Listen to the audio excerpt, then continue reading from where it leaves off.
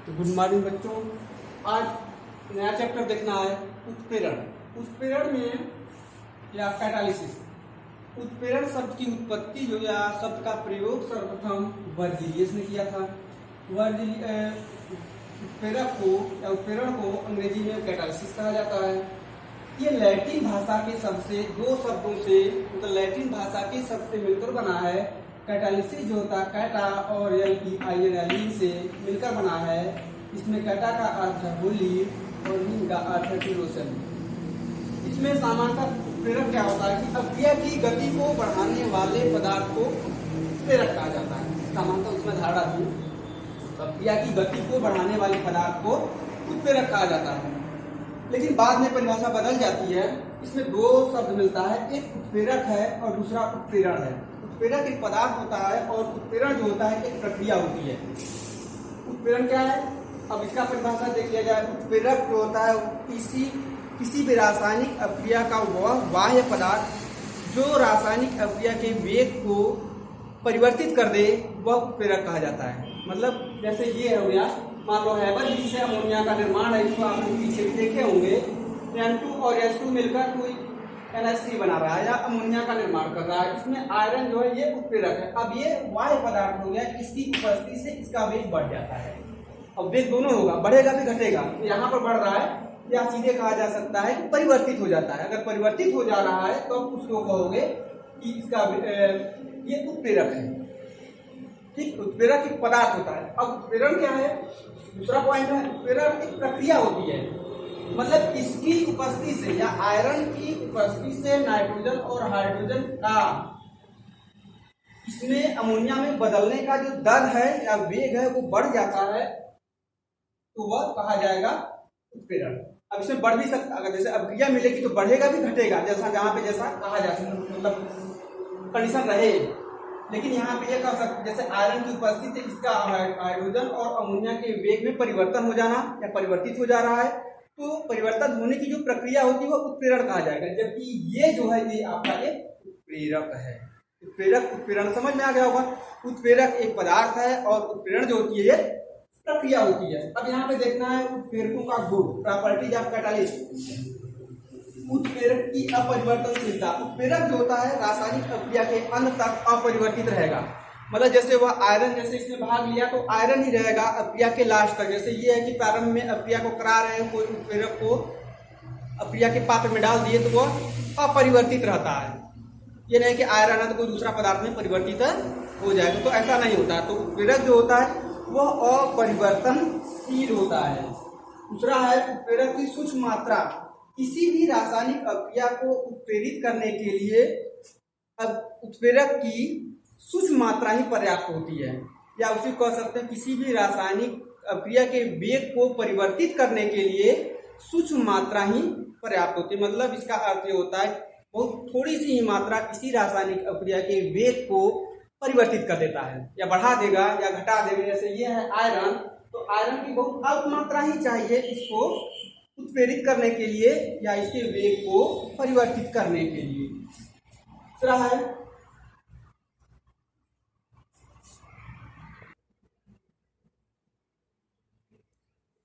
इसमें साम्यावस्था का प्रभाव है। साम्यावस्था में जैसे कोई जो ऐसी साम्यावस्था वो ऐसी होती है जो अभिक्रिया दोनों तरफ चलने वाली हो, क्रमणीय अभिक्रिया में पाया जाता है। ये दोनों का वेग समान हो जाता है। तो ये कोई रासायनिक अभिक्रिया जैसे धनात्मक है, तेजी से अगर अभिक्रिया होगा तो साम्यावस्था को जल्दी से प्राप्त कर लेता है। ये होता है इसका प्रभाव। विशिष्टता, विशिष्ट मतलब कि जैसे विशिष्ट शब्द होता है, कोई रासायनिक अभिक्रिया है या कोई उत्प्रेरक है, तो एक ही उत्प्रेरक कई या एक ही उत्प्रेरक सभी रासायनिक अभिक्रियाओं को उत्प्रेरित नहीं करेगा। सभी रासायनिक अभिक्रियाओं के लिए अलग अलग उत्प्रेरक होता है। जैसे इसके लिए हैबर विधि से अमोनिया का निर्माण हो रहा है, जिसमें आयरन है उत्प्रेरक। जैसे H2O2 से H2O बन रहा है या जल बन रहा है, जिसमें प्लेटिनम उत्प्रेरक का कार्य कर रहा है। इसमें हाइड्रोनीकरण हो रहा है तो निकल उत्प्रेरक है। तो यही है, अलग अलग अभिक्रियाओं के लिए अलग अलग उत्प्रेरक का प्रयोग होता है, या अलग अलग उत्प्रेरक का गुण जो है अलग अलग अभिक्रियाओं के लिए अलग अलग होता है। मतलब विशिष्ट होता है, सभी अलग विशिष्टता होती है इसमें उत्प्रेरक की। या एक ही उत्प्रेरक सभी रासायनिक अभिक्रियाओं को उत्प्रेरित नहीं करता है। अलग अलग उत्प्रेरक जो है अलग अलग रासायनिक अभिक्रियाओं को उत्प्रेरित करता है। सक्रियता, इसमें पृष्ठ के क्षेत्रफल, सक्रियता जो होती है पृष्ठ के क्षेत्रफल पर निर्भर करती है। सामान्यतः जो होता है उत्प्रेरक जो होता है पृष्ठ का क्षेत्रफल बढ़ने के फलस्वरूप उसकी उत्प्रेरक की क्रियाशीलता जो होती है वो बढ़ती है। अब सक्रियण ऊर्जा, उत्प्रेरक जो होता है वो सक्रियण ऊर्जा को कम कर देता है और वेग को बढ़ा देता है। कोई भी रासायनिक अभिक्रिया है तो उत्प्रेरक की उपस्थिति से सक्रियण ऊर्जा जो होती है वो कम होती है। साम्यावस्था पर प्रभाव लिखा गया है, हो जाएगा। उत्पादों पर प्रभाव, उत्प्रेरक की उपस्थिति से उत्पादों पर कोई प्रभाव नहीं पड़ता है। जैसे कोई रासायनिक अभिक्रिया है तो वह जो बनना है वही बनेगा और कोई नई पदार्थ उसमें नहीं बन पाता है। तो सीधे सीधे इसमें कहा जा सकता है कि उत्प्रेरक जो होता है किसी भी रासायनिक अभिक्रिया के उत्पाद को अप्रभावित करता है या उत्पाद को प्रभावित नहीं करता है। मतलब ये नहीं रहे कि उत्प्रेरक में हो गया तो आपका अमोनिया बनना है तो अमोनिया के अलावा कोई और बन जाए, ये नहीं होता है। तो ये है इसके गुण, मतलब उत्प्रेरक की क्रियाशीलता अपरिवर्तनशील होती है।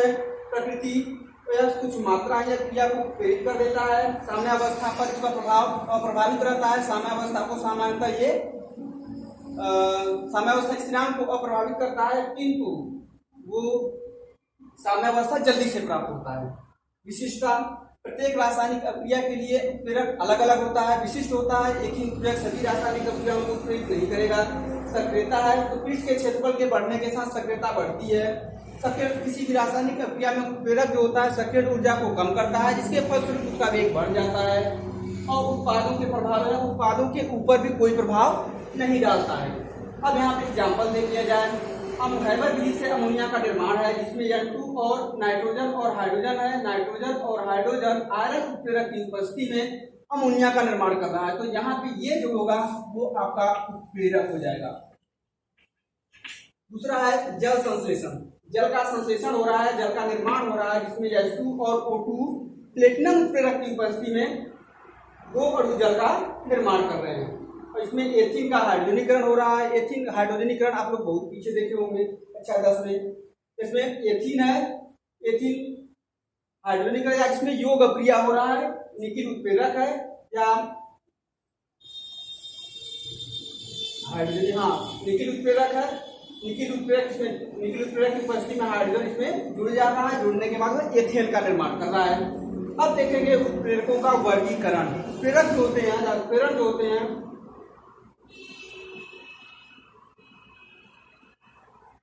उत्प्रेरणों का वर्गीकरण। तो उत्प्रेरण जो होता है दो प्रकार का होता है, होमोजीनस या हेट्रोजीनस, या समांगी उत्प्रेरण और विसमांगी उत्प्रेरण।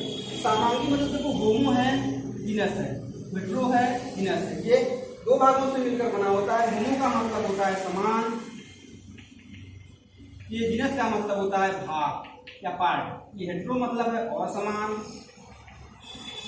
यह है भाग। समांगी में कुछ फैक्टर समान रहेंगे और विसमांगी में कुछ फैक्टर असमान रहेंगे। मूल रूप से ये हो गया। इसका परिभाषा के आधार पर देख सकते हैं। परिभाषा अगर समानता देखोगे तो वह उत्प्रेरण समझ में आ गया कि किसी भी रासायनिक अभिक्रिया में किसी भी पदार्थ के या उत्प्रेरक की उपस्थिति से वेग का बढ़ना या घटना या वेग का अपरिवर्तित हो जाना ही उत्प्रेरण कहा जाता है। सामांगी उत्प्रेरण सामांगी उत्प्रेरण कहोगे, सामांगी उत्प्रेरण का केवल उत्प्रेरण कहोगे। अब सामांगी के लिए यहाँ पे देखना समान, कोई फैक्टर अगर समान है तो सामांगी उत्प्रेरण कहोगे साधारण भाषा में। अब समान क्या होगा, तो इसमें समान के देखो जिसमें अभिकारक, अब ये जो किसी भी रासायनिक अभिक्रिया में भाग ले रहा है ये हो गया उत्प्रेरक। उत्प्रेरक नहीं, अभिकारक कहते हैं। भाग लेने वाले पदार्थ को अभिकारक कहा जाता है और ये जो होता है उत्पाद होता है। तो ऐसा रासायनिक अभिक्रिया जिसमें अभिकारक और उत्प्रेरक की भौतिक अवस्था समान हो, जैसे दोनों पदार्थ के अभिकारक और उत्प्रेरक अगर ठोस है तो दोनों ठोस रहे, दोनों गैस है तो दोनों गैस रहे, तो वह सामांगी उत्प्रेरण कहा जाएगा। मतलब सीधे सीधे कह सकते हो ऐसा उत्प्रेरण जिसमें अभिकारक और उत्प्रेरक की भौतिक अवस्था अगर समान है तो उसको समांगी उत्प्रेरण कहा जाएगा।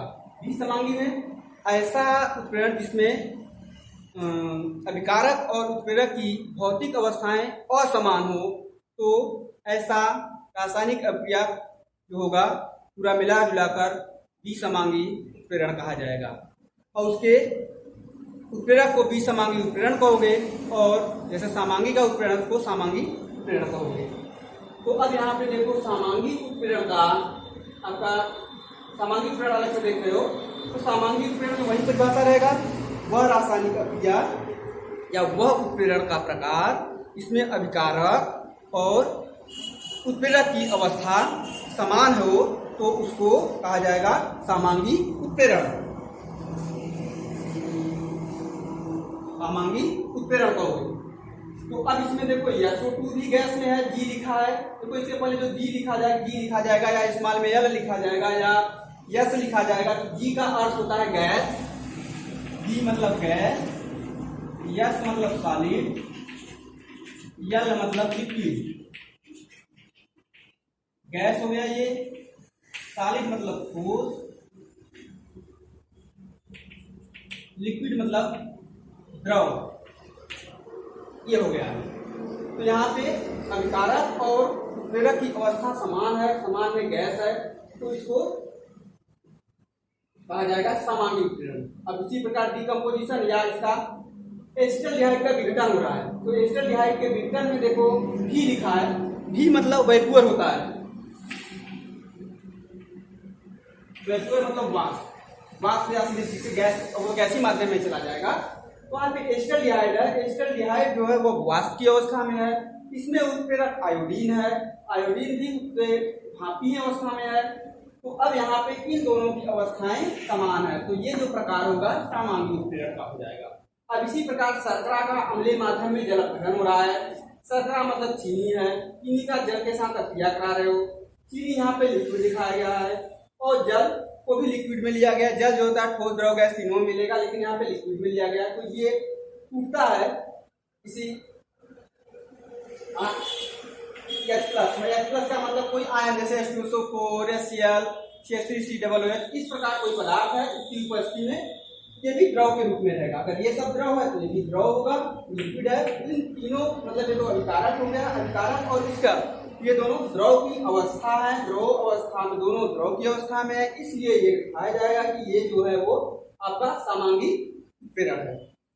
एस्टर का जल अपघटन है, एस्टर में RCOOR है, या लिक्विड है, जल भी लिक्विड में ही मिलेगा, आपका यहाँ पे लिक्विड में रखा गया है। अब यहाँ पे कोई अम्ल या कोई क्षार, मतलब ये तो इतना अभिकारक हो गया,